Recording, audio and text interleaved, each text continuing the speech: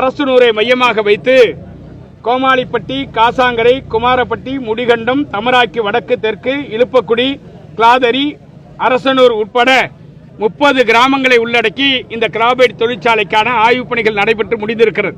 இந்த 30 கிராமங்களையும் கிராபைட் தொழிற்சாலைகளை துவங்குவதற்காக முதல் கட்டமாக இலுப்பக்குடியை தேர்வு செய்திருக்கிறார்கள். இந்த 30 கிராமங்களும் நிலத்தண்ணீர் பறிபோய்விடும்.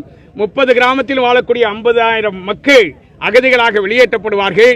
தன் வாழ்வாதாரத்திலிருந்து இந்த மக்கள் வெளியேற மாட்டார்கள். எனவே உடனடியாக மத்திய அரசும் மாநில அரசும் இந்த கிராபைட் திட்டத்தை இந்த பகுதியில் கைவிட வேண்டும்.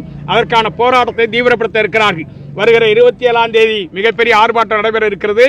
அதனைத் தொடர்ந்து 26ஆம் தேதியே குடியரசு தின விழா கிராம சபா கூட்டத்தில் இந்த திட்டத்திற்கு எதிராக அனைத்து ஊராட்சிகளும் தீர்மானம் நிறைவேற்ற இருக்கிறார்கள்.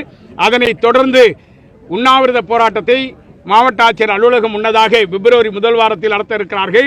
அதற்கு பிறகும் மத்திய மாநில அரசுகள் இந்த திட்டத்தை கைவிடாவிட்டால் 50,000 பேரை திரட்டி மாவட்ட ஆட்சியர் அலுவலகம் நோக்கி பேரணி செல்ல இருக்கிறார்கள்.